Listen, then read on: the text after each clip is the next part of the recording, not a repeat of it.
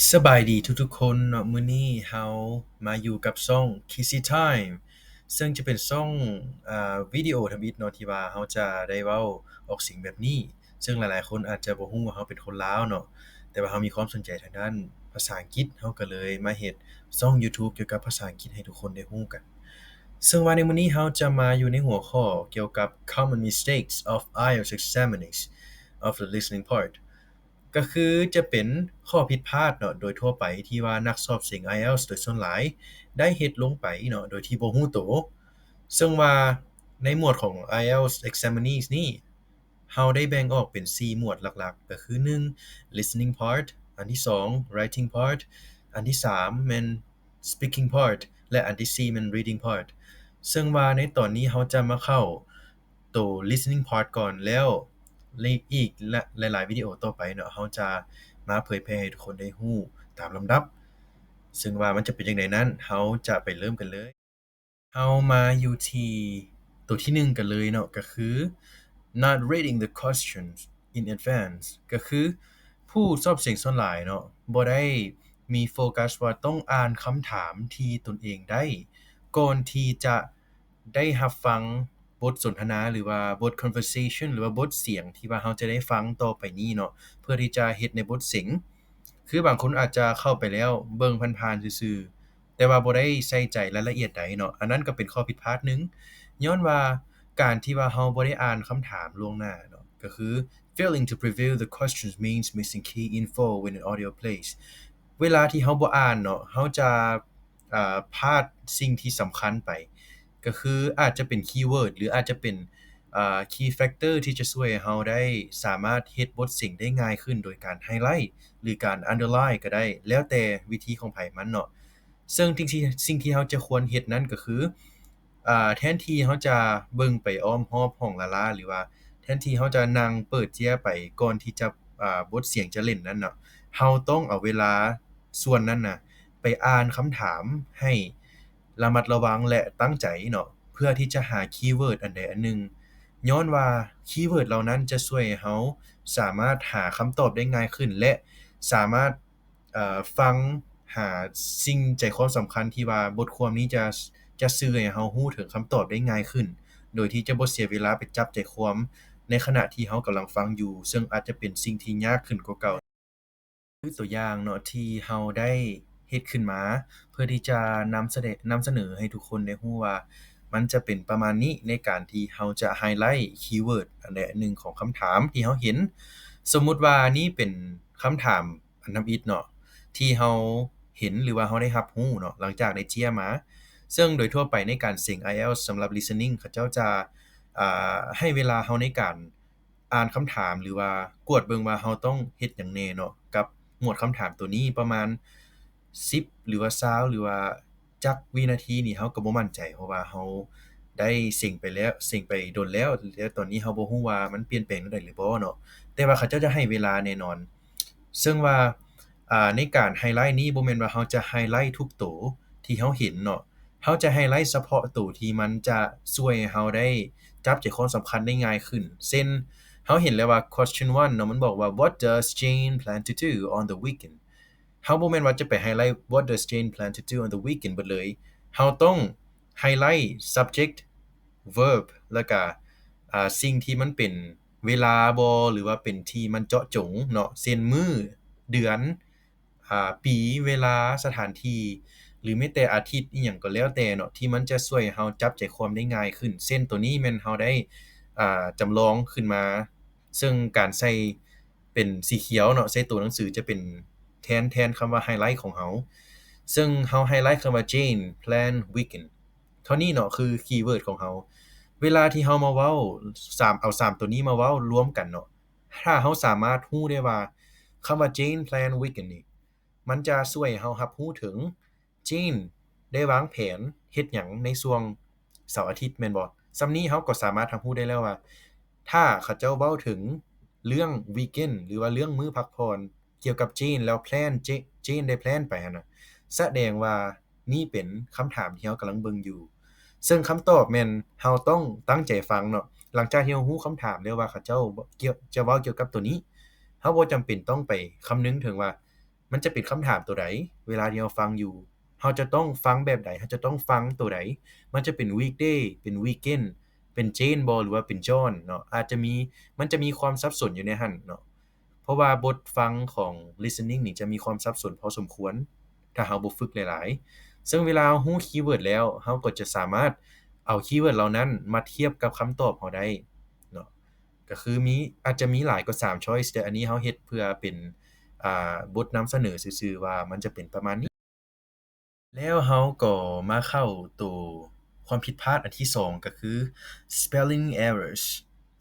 ซึ่งตัว spelling errors นี่ทุกคนอาจจะงงว่าเฮ้ยเราเขียนคำตอบที่มั่นใจไปแล้วเราจะผิด spelling ได้จังไดทุกคนบ่ฮู้ดอกว่าบาดเราเขียนไปแล้วด้วยความที่เราฟาวหรือว่าด้วยความที่เรากดดันตัวเองย้อน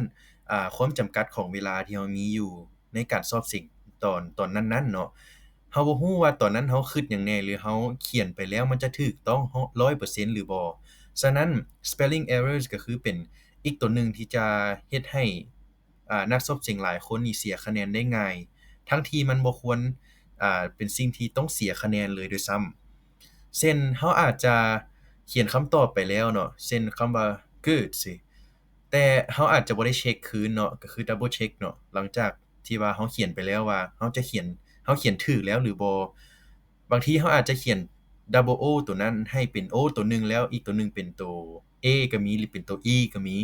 ซึ่งมันบ่มีความหมายหยังเลยในคำนั้นหั้นน่ะมันก็จะเฮ็ดให้คำตอบเราผิดเนาะถึงแม้นว่าเราจะคิดว่าถูกแต่เมื่อคำตอบผิดก็คือผิดเราบ่มีแค่ข้อแก้ตัวใดๆฉะนั้นสิ่งที่ควรเฮ็ดหลายที่สุดเนาะก็คือเราเขียนแล้วเราก็กลับมาเบิ่งว่าสิ่งที่เราเขียนลงไปนั้นถูกต้องหรือบ่จำเป็นว่าเราต้องเช็กทุกตัวทุกอันให้โดยใช้เวลาทุกๆอย่างน่ะเรามีแต่สแกนไปเนาะสแกนเพียงแต่หน่อยเดียวเนาะสแกนเบิ่งว่าโอเคคำนี้เราเขียนแบบนี้ถูกแล้วบ่ถ้าถูกแล้วเราก็ move on ไปตัวอื่นเลยก็คือตัวที่เราเขียนแบบ what you should do ก็คือ after answering each questions you should scan your answers carefully whether there is misspelled word or letter or not ก็คือถ้ามันมีคำที่ผิดเราก็แค่เปลี่ยนมันจะเป็นสิ่งหนึ่งที่เซฟเราได้ในยามที่จำเป็น แล้วข้อผิดพลาดอันที่3เนาะก็คือ not understanding the tasks คำว่า not understanding the tasks นี่ก็หมายถึงทุกๆหัวข้อของคำถาม listening ก่อนที่จะไปหาคำถามย่อยของมันจะมีหัวข้อใหญ่เนาะที่บอกว่าคำตอบของเจ้าควรบ่ให้เกิน2คำหรือ3คำหรือคำเดียวมันจะมีบ่งบอกอยู่หั่นเนาะ ซึ่งว่าถ้าไผที่บ่ได้อ่านหรือไผที่บ่เข้าใจว่าสิ่งที่เขาเจ้ากำลังสื่อนั้นหมายถึงหยังแล้วเวลาเราเฮ็ดไปโดยที่บ่ฮู้ว่าเขาเจ้าต้องการแบบนี้แต่เราเฮ็ดอีกแบบหนึ่งมันก็จะเป็นการหักกฎระเบียบของเขาเจ้าทิ่มแม่นบ่ฉะนั้นมันจะเป็นสิ่งที่เฮ็ดให้เราเสียคะแนนได้ง่ายหลายถ้าเราบ่ฮู้ว่าสิ่งที่เขาเจ้าต้องการแท้ๆแม่นหยัง ก็คือสิ่งที่เราเขียนไปคือ what you should do เนาะคือว่า you have to make sure what the task asks you to do ก็คือเราต้องเฮ็ดในสิ่งที่คำถามหรือว่าสิ่งที่ผู้เฮ็ดคำถามตัวนี้มาเนาะอยากให้เราเฮ็ดหยัง for example if it says you can write the answers no more than 2 words ก็คือคำตอบทุกๆอันของเราหลังจากที่เราได้ฟังไปแล้วแม่นห้ามกาย2คำขึ้นไป เนาะอาจจะเป็นคำเดียวหรือ2คำก็ได้แต่ห้ามหลุดหรือห้ามเกินเพราะว่าเขาเจ้าบอกเลยว่า no more than 2 words ถ้า no more than 3 words ก็คืออาจจะเป็น3คำก็ได้2คำก็ได้แล้วก็คำเดียวก็ได้แล้วเขาเจ้าก็จะมีระบุย่อยๆอีกว่าสำหรับวันที่หรือเวลามันจะบ่ได้นับเป็นคำอันนี้ก็แล้วแต่หัวข้อที่เขาเจ้าให้เรามาฉะนั้นถ้าเราเข้าใจจุดนี้แล้วเนาะเราก็จะสามารถโฟกัสถึง เรื่องคำตอบเราได้ง่ายขึ้นย้อนเราฟังแล้วเราอาจจะไปคิดถึงคำที่ว่าหลายกว่า2-3คำหรือคำที่เป็น sentence เลยบ่ถูกเนาะเราจะสามารถ scope อ่า choice ที่เราจะสามารถตอบคำถามตัวนั้นได้ง่ายขึ้นโดยที่บ่ต้องกังวลว่าคำตอบจะเป็นตัวที่ยาวหรือว่าสั้นเนาะมันจะอยู่ใน scope เดียวเท่านั้น แล้วเราก็มาเข้าสู่ข้อผิดพลาดอันที่4เนาะก็คือ getting stuck on a missed answer ก็คือตัวนี้แม่นหลายคนเนาะอาจจะบ่คิดว่า อันนี้บ่แม่นข้อผิดพลาดเนาะเป็นเพียงสิ่งที่เราบ่คาดคิดอยากให้เกิดสิ่งอันนี้แหละเป็นสิ่งหนึ่งที่เราสามารถพบเห็นได้หลายกับผู้ที่สอบสิ่ง IELTS ก็คือมันจะเกิดขึ้นในช่วง listening เป็นส่วนหลายเวลาที่เราฟังอันใดอันหนึ่งอยู่เนาะเช่นบทสนทนาแล้วเราบ่สามารถจับคำตอบจากบทสนทนานั้นได้นะมันจะเฮ็ดให้เราบ่สามารถเอาคำตอบตัวจากบทตัวนั้นน่ะมาเขียนใส่ช่องว่างเราได้แม่นบ่ เมื่อเราบ่ได้คำตอบเราจะเกิดความวิตกกังวลและถ้าเราเพ่งสมาธิใส่ตัวนั้นหลายเกินไปเราก็จะบ่สามารถเอาสมาธิตัวนั้นไปหาตัวอื่นได้เลยแล้วจะเฮ็ดให้เรารู้สึกมีความบ่พอใจกับตัวเองมีความวิตกกังวลว่าคะแนนเราจะเป็นแบบใดเราจะตกเราจะได้แบ้นเท่าใดแม่นบ่ความมั่นใจก็จะน้อยลงไปเรื่อยๆเช่นเราเขียนว่า if you pay too much attention to a particular answer and miss what was being said you feel less confident and fearful คือเราเว้าเมื่อกี้นี้เลยเนาะถ้าเราไปโฟกัสอันใดอันหนึ่งหลายเกินไปโดยที่มันเกินความจำเป็นมันจะเฮ็ดให้เราพลาดสิ่งที่ควรฟังเนาะที่หรือว่าสิ่งที่จะเป็นคำตอบให้เราได้นั่นเองซึ่งสิ่งที่ควรเฮ็ดหลายที่สุดเวลาที่เรารู้เลยว่าเราพลาดไปแล้วสำหรับตัวคำตอบตัวนี้ก็คือต้อง move on ไปหาข้ออื่นเลยโดยที่บ่ต้องสนว่าคำตอบจะแม่นหยังเทื่อตอนนี้น่ะย้อนว่าถ้าเราโฟกัสตัวนี้อยากรู้ว่าตัวนี้แม่นหยังหลายเอาแท้เอาว่าเนาะ แล้วเราบ่ไปฟังพาร์ตอื่นที่เขาเจ้ากำลังเว้ากันอยู่แต่พาร์ตตรงนั้นมันผัดเป็นคำตอบของตัวต่อไปแสดงว่ามันจะเป็นโดมิโนไปเรื่อยๆเราบ่ได้ตัวนี้แล้วมันก็จะล้มๆๆๆไปเรื่อยๆเราก็จะบ่ได้คำตอบหยังเลยในท้ายที่สุดฉะนั้นเรา move on ไปตัวอื่นให้ไวที่สุดเป็นชอยซ์ที่ดีที่สุดแล้วสำหรับเราในตอนนั้นเพราะถ้าเราจะมั่วเนาะเราสามารถมั่วได้เวลาที่เราเซ็งแล้วปุ๊บ อ่าผู้ยามโรงเส็งจะให้เวลาเราประมาณนาทีหนึ่งหรือว่า2นาทีก็แล้วแต่เพิ่นเนาะเพื่อที่จะกวดคำตอบอีกบัดหนึ่งแล้วเอาอ่าคำตอบตัวนั้นเอาไปส่งเพิ่นเนาะหลังจากที่เรากวดแล้วซึ่งตัวนั้นในเวลานั้นเราสามารถมั่วได้ก็คืออยากเขียนก็เขียนไปโลดโดยที่บ่ต้องจำเป็นว่าจะถูกหรือผิดเนาะก็แค่เดาไปแต่ตอนที่เราเฮ็ดอยู่นี่แม่นบ่จำเป็นต้องเฮ็ดเนาะเราต้อง move on ไปตัวใหม่เลย ซึ่งตัวนี้เนาะเราจะมาเข้าข้อผิดพลาดอันสุดท้ายเนาะที่เราสามารถพบโดยทั่วไปกับผู้สอบสิ่ง IELTS ก็คือ poor concentration หรือว่า poor focus concentration กับ focus เป็นคำเดียวกันเนาะเพียงแต่เราใช้synonym มันซื่อๆเนาะอันนั้นบ่แม่นจุดสำคัญดอกแต่จุดสำคัญเราจะบอกก็คือว่าเป็นหยังเราคือบอกว่า poor concentration ในทั้งๆที่เราเซ็งอยู่เราต้องมีสมาธิแม่นบ่อาแต่ว่า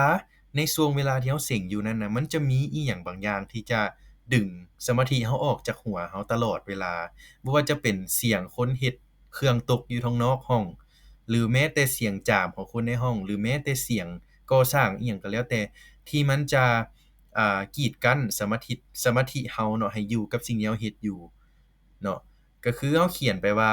by losing focus for a few seconds due to distractions while an audio is playing can cost you a great loss of score ก็คือเราเว้าไปเนาะพลาดเพียงเสี้ยววินาทีเดียวจะสามารถเฮ็ดให้เราเสียอ่าเวลาในการหาคำตอบหรือว่าฟังเอาคำตอบจากตัวนั้นน่ะได้เลยบ่ว่าจะเป็น1วิ2วินี่เราเสียไปแล้วคำตอบตัวนั้นซึ่งสิ่งที่เราจะเฮ็ดให้ได้ดีที่สุดนี่บ่มีทริกบ่มีสิ่งที่จะสามารถช่วยให้มันดีขึ้นได้นอกจากตัวเราเองหรือว่าจิตของเราเองเนาะก็คือ เวลาที่เรารู้แล้วว่าเรากำลังจะสมาธิหลุดเราต้องเฮ็ดแบบใดอันนี้ต้องได้ลมกับตัวเองก่อนเข้าห้องหรือว่าทุกๆครั้งที่เราจะฝึกเนาะก็คือเราต้องดึงตัวเองให้กลับมาให้ได้ให้ไวที่สุดหรือให้ได้หลายที่สุดแล้วcarry on ไปนำบทสิ่งที่เราเฮ็ดอยู่เนาะถ้าเฮ็ดได้มันสามารถเฮ็ดให้เรารู้ว่าเราสามารถเฮ็ดได้โดยที่มีสิ่งกีดขวางอยู่แล้วเราจะสามารถ อ่าไปกับมันได้โดยที่บ่ต้องกังวลว่าเราจะเป็นอีกรอบหนึ่งหรือว่า2รอบก็แล้วนั่นก็เป็นข้อผิดพลาดอันสุดท้ายเนาะที่เราอยากจะมาแชร์ในมื้อนี้ซึ่งในตอนนี้เนาะเราอยากจะบอกทุกคนว่า5อันที่เราได้นำเสนอไปนั้นเป็นเพียงแต่ข้อผิดพลาดโดยทั่วไปอันหลักๆที่ว่าสามารถเกิดขึ้นได้สำหรับผู้สอบสิ่ง IELTS เป็นส่วนใหญ่เนาะในช่วงของ listening part ก็คือมันอาจจะมีหลายกว่าหั้นก็เป็นไปได้อาจจะมีแบบ10อัน20อันก็อาจจะเป็นไปได้แต่สิ่งที่ดีที่สุดคือเราสามารถเฮ็ดได้ก็คือ อ่าเราต้องฝึกหลายๆฝึกด้วยความตั้งใจและฝึกด้วยความมุ่งมั่นเนาะถ้าว่าเรามีความตั้งใจเฮ็ดอันใดอันหนึ่งแล้วฝึกมันอยู่ทุกๆเวลาเราจะสามารถเฮ็ดให้เรา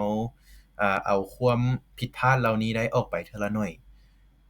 มันจะบ่สามารถเฮ็ดให้เราเอาออกไปได้หมดเลยเพียงเพียงแบบวินาทีเดียวหรือว่าในในชั่วโมงเดียวหรือ2ชั่วโมงมันอาจจะใช้หลายกว่าหั้นแต่สิ่งที่เราเฮ็ดไปนั้นมันจะคุ้มค่าในอนาคต เนื่องจากเราบ่ได้เรียน IELTS เพื่อจะสิ่งในตอนนี้เพียงตอนเดียวเราอาจจะมีความจำเป็นในการสิ่งในอนาคตเช่นเดียวกัน